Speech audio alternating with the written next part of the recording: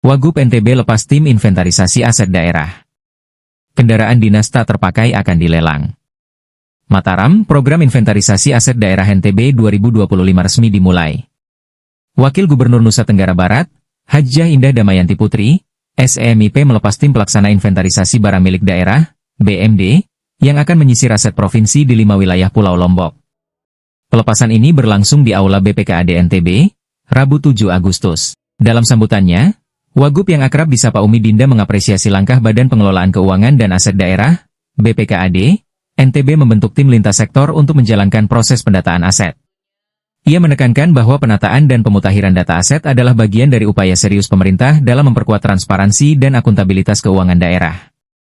Pendataan ini sangat penting, baik untuk aset yang digunakan internal maupun yang dipinjam pakaikan ke eksternal. Jangan sampai ada aset yang tidak jelas siapa yang menggunakan, apalagi dikuasai tanpa hak, tegasnya. Ia meminta tim untuk menyelesaikan pendataan di Pulau Lombok dengan cepat, agar proses serupa bisa segera dilakukan di Pulau Sumbawa.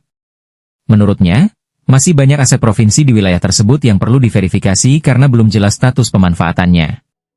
Tim ini berasal dari perwakilan berbagai OPD dan didampingi praktisi hukum, untuk memastikan tidak ada kepentingan pribadi dalam pendataan. Ini bukan pekerjaan mudah, ujar Wagub, seraya menyinggung pengalaman sulitnya menyinkronkan data aset antara Pemkab dan Pemkot Bima.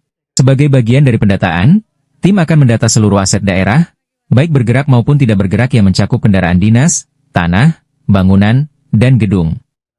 Fokus utama berada pada kendaraan dinas yang tidak lagi digunakan secara resmi. Aset-aset tersebut akan diajukan untuk proses pelelangan sesuai regulasi yang berlaku. Kendaraan tua akan dinilai kelayakannya untuk dilelang. Hasil pendataan akan ditindaklanjuti dalam rapat bersama tim penilai untuk menentukan statusnya. Hasil lelang juga akan menjadi sumber PET, jelas Wagub NTB. Ia juga menyerukan pentingnya keteladanan pemerintah dalam membayar pajak, terutama pajak kendaraan. Masyarakat pun diimbau memanfaatkan layanan pembayaran pajak kendaraan yang kini lebih mudah berkat inovasi di Samsat. Sementara itu, Kepala BPKAD NTB, Dr. Haji Nur Salim, SOS MM, melaporkan bahwa objek pendataan mencakup seluruh klasifikasi barang milik daerah. Tim yang diturunkan berjumlah 15 orang dan akan diterjunkan ke 4 kabupaten dan 1 kota di Pulau Lombok. Target kami, proses di Pulau Lombok selesai dalam 2 bulan. Untuk Pulau Sumbawa, kegiatan serupa direncanakan dilaksanakan pada tahun 2026, pungkasnya. Melalui program inventarisasi aset NTB 2025, pemerintah provinsi ingin memastikan bahwa aset daerah tidak dikuasai pihak lain tanpa hak, serta dapat dikelola secara optimal untuk mendukung peningkatan pendapatan asli daerah, PED. Dengan kerja sama lintas OPD dan pendampingan hukum, diharapkan proses ini berjalan transparan dan bebas konflik kepentingan.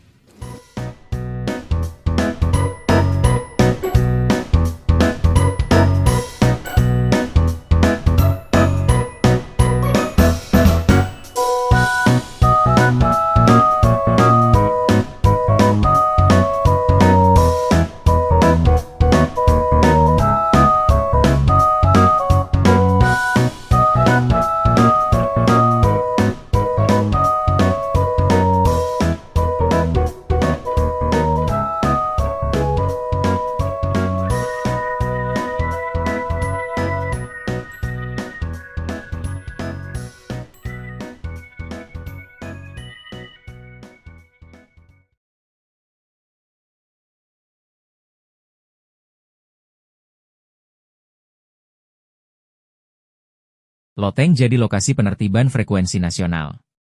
Dorong ketertiban BTS dan stabilitas telekomunikasi. Loteng, Kabupaten Lombok Tengah menjadi lokasi pelaksanaan penertiban frekuensi nasional tahap 2 yang digelar oleh Balai Monitor Spektrum Frekuensi Radio, SFR, kelas 2 Mataram pada 5 hingga 9 Agustus 2025. Kegiatan ini bertujuan menertibkan penggunaan frekuensi radio oleh Base Transceiver Station, BTS, khususnya yang belum memperpanjang izin resmi. Penertiban dilakukan oleh tim gabungan yang terdiri dari pejabat dan staf Balmon SFR kelas 2 Mataram, personel di Treskrimsus Polda NTB, serta perwakilan Dinas Komunikasi dan Informatika Kabupaten Lombok Tengah. Operasi menyasar sejumlah titik BTS di seluruh kecamatan di Lombok Tengah.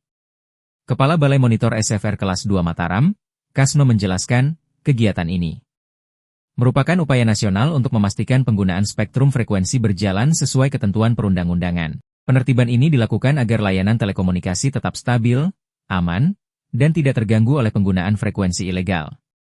Ini juga untuk menjamin legalitas seluruh perangkat BTS yang beroperasi di wilayah, ujarnya.